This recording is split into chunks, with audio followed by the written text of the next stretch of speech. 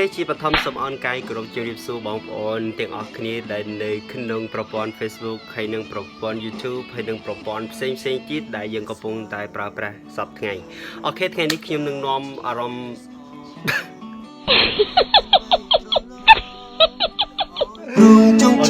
អារម្មណ៍អរអ្នកទាំងអស់គ្នាទៅទស្សនាបងទៅទស្សនាមហោបបងប្អូនជាដើមភាគតិចនៅក្នុងខេត្តរតនគិរីចង់ដឹងថាមហោបបងប្អូនជាដើមភាគតិចគួរឲ្យស្រឡាញ់គួរឲ្យចង់ញ៉ាំប៉ុណ្ណាអញ្ចឹងមានតែទស្សនានេះនឹងតាមអូខេចំពោះមហោបខាងនេះអូខេអ្នកទាំងអស់គ្នាឃើញ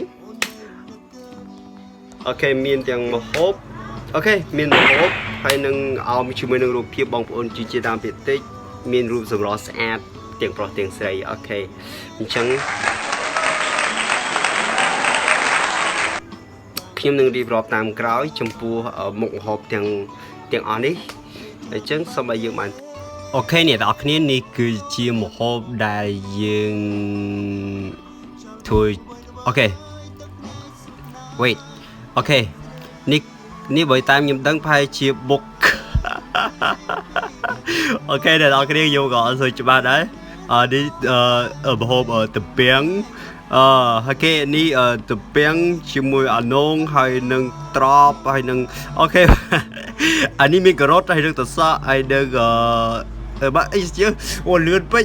យល់តាមបន្តទេអូខេអានេះបាយតណើបហើយយ៉ាអានេះជាមួយបក្រៀវហើយនឹងសាច់ងៀតហើយនឹងការ៉ុតហើយនឹងមានតសក់ដែរអូខេហើយនេះគឺជាសាច់ដែលយើងឆាក្តៅស្ទាអូខេនេះគឺចំណាំងដែលនៅមានលក់នៅខេត្តរតនគិរីអូខេនេះគឺជាម្ហូបសុទ្ធហើយរួមជាមួយនឹងត្រួយអានងហើយត្រួយ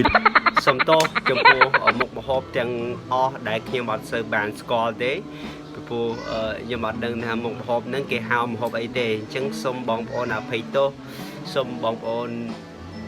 អភ័យទោសហើយនឹងសុំទោសដែលខ្ញុំនិយាយខ្ញុំរៀបរាប់ទៅឲ្យបានក្បោះក្បែរប៉ុន្តែខ្ញុំសង្ឃឹមថាអ្នកទាំងអស់គ្នាបានមើលរូបភាពបាទស្អាតហើយគួរឲ្យចង់ញ៉ាំបើបានញ៉ាំម្ដងមិនដឹងថារសជាតិយ៉ាងម៉េចទេអូខេអញ្ចឹងមានតែអ្នកទាំងអស់គ្នាទៅហាងផ្ទាល់ឬក៏ទៅជាវផ្ទាល់បានដឹងថារសជាតិប៉ុណ្ណាអញ្ចឹងអ្នកទាំងអស់គ្នាបានឃើញហើយម្ហូបទាំងប៉ុន្មានគឺសុទ្ធតែម្ហូបបងប្អូនជាដើមភាគតិចដែលគាត់ធ្វើដោយផ្ទាល់ដៃ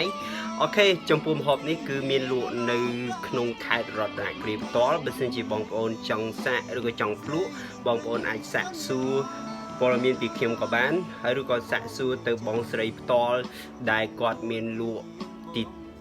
នៅក្នុងខេត្តរតនគិរីផ្ទាល់តែម្ដងអូខេ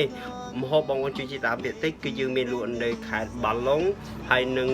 នៅភ្នំពេញក៏មានដែរអូខេអញ្ចឹងចំពោះវីដេអូនេះសូមបញ្ចប់ត្រឹមនេះ